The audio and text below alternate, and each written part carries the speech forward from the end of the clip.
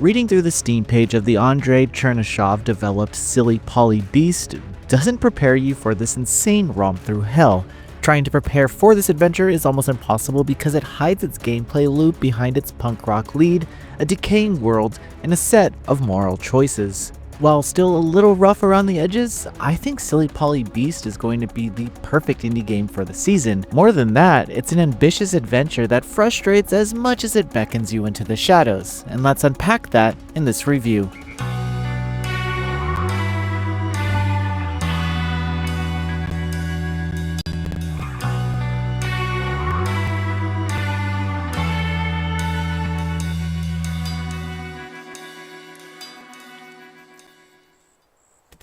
Silly Poly Beast opens with the introduction of our lead, Polly. She's an orphan and mute, but on this day she aims to take her life back alongside her friend Alice. However, their plan to escape the confines of their orphanage hits a speed bump as soon as it gets going when Alice never shows up to the meeting spot, prompting Polly to look for her. The game's opening hours should be seen as tutorials for the most part, as reality begins to take a new shape around Polly. You see, she finds herself between life and death after a fall into Purgatory. The story takes a different turn from here on out, as Alice is not the only checkbox on a list for Polly to get through this nightmare. It's here that Polly meets a confined corpse who enlists her as a hunter and promises to help her if she can defeat the 3 demons that control his locks. When Polly agrees, she kicks it into gear and finds herself in the middle of a war against fog, siding with rebels and even making some new friends.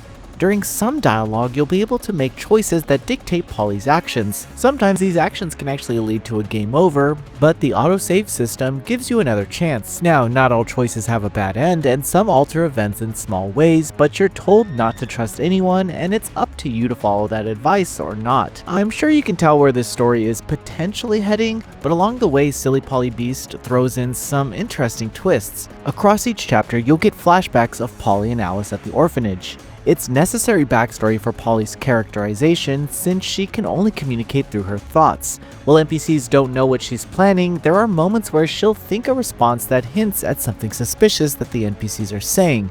Most of the time she doesn't need to say much though, and just does what she's asked to keep things moving along. Silly Poly Beast has layers to its gameplay. Polly can explore various interconnected areas through some interesting set pieces. Some places are designed as a large circle where running around will lead you back to where you were, alongside more typical dungeons with locked paths and shortcuts.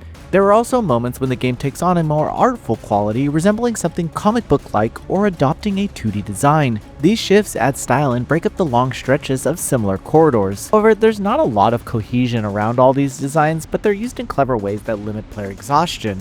Polly steadily gains access to more weapons and abilities, but before we get too ahead of ourselves, let's talk about her handgun. The starter weapon uses this fire from barrels to refill its ammo. While in battle, that light is actually dimmed, which forces you to think about spacing and timing. This means you can't just dump a bunch of ammo and expect to top it off instantly. Polly also has a skateboard that doubles as a weapon which uses stamina. If I had to describe the stamina meter in one word, I would say sucks. You can maybe get in one combo before having to get out of the way or wait for the gauge to refill, which is on a delay, and delayed even more if you dodge or shoot. And after a few chapters, you may find ways to increase your stamina, but it always adds a dash of frustration to every encounter. Over time, you'll gain a shotgun and some special weapons, but you can only hold one additional gun at a time. This forces you to choose at times, but you can also go to the cafe to buy one if you really need one, even though all weapons do their job. Sadly, ammo for these special guns isn't refilled by light and requires an ammo pickup dropped by enemies or found in boxes in the environment. It's not always guaranteed that you'll even have ammo, and the enemies' drops are random, so you're constantly reminded not to waste these shots. On the other hand, some traps can be triggered and used against enemies, and enemy attacks hurt other enemies, which I always actually appreciate. Alternative paths can lead to challenge rooms that house upgrades for the handgun for more ammo as well. While there are plenty of options to take down enemies, this can be a pretty challenging game. While roaming around the dungeons, you'll eventually get to a cafe that can be used to purchase items or unlock new secrets. It's also where you can fast travel, which is required in some moments, either to access a new area with a new ability or to defeat enemies whose masks you haven't collected yet. Masks actually grant access to certain doors or access to items, but the challenge typically comes from the waves of enemies and the lack of healing items and ammo, making resource management a top priority. Each time you enter a room, the game autosaves, which is fantastic, but there are moments where it will save when you have a sliver of health left and no ammo and still expect you to take down a gauntlet of enemies. Some sections took me quite a while because one hit would just kill me, so I had to get really good. It doesn't help that some enemies even gain iframes and maybe even randomly transform, like in Dead Space, into creatures that just mow you down. There's also a dodge, but the dodging is so tight that it doesn't always get you clear of explosions or transformed enemies. I found dodging worked best when facing an enemy head on and timing the roll through, but groups of enemies are just mean. That difficulty will likely divide players as it lacks quality of life balance. There need to be options like healing the player 100% after 3 deaths, or an item that transports you back to the nearest cafe to restock or something. The haphazard nature of enemy attacks and drops make it hard to plan a damageless run, let alone deal with the random transformations after you think a threat is killed. Even with that, I got through every hurdle, but some moments tested me more than they needed to. There are other things to do in the hell of Silly Polly Beast while you're fighting demons. As mentioned, some enemies have masks that can be collected for a special room with items. You'll also learn chants that allow you to do things like summon spikes or eventually fly. And on the flying, some abilities could have actually used a brief test tutorial. For the first time I flew, I thought I was stuck in the air, but you have to use the bullet directions to nudge yourself forward. So once you actually understand it, it's a pretty neat mechanic. You can also complete side missions with some light choice layers added to them. More often than not, I found side missions finished naturally as I played through the main campaign. I'm also going to mention the skateboarding minigame. Yes, Polly can actually ride the skateboard that she uses as a bat, and it's a good way to make some money if you're good at it. Funnily, if you die in this minigame, you're actually asked to skip it and just move on, which I wish was a part in the main game, but I digress. Mini-bosses and bosses each have a particular gimmick that makes killing them less straightforward.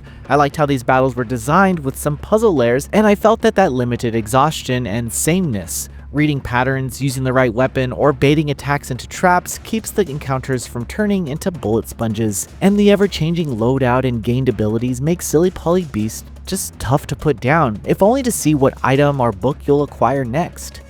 Silly Polly Beast works because its best ideas keep paying off. The stamina and tight dodge windows add a layer of difficulty that you can't shake, but the supporting autosave system eases most hard fails. It's a sum of many parts that still clicks when everything is on the table. Yes, it's a little messy, but the masks, chants, oddball dungeons, and puzzle-leaning bosses keep you moving forward. If you're up for an insane action horror that you've likely never played before, Silly Polly Beast won't let you down. Noisy Pixel is giving Silly Polly Beast a 7.5 out of 10. Thanks for watching. This video is brought to you by our supporters on Patreon. Noisy Pixel is run by a group of gamers providing independent gaming coverage through news, reviews, previews, and more. Check out our Patreon to help support our continued growth, and subscribe to keep up with all our future content.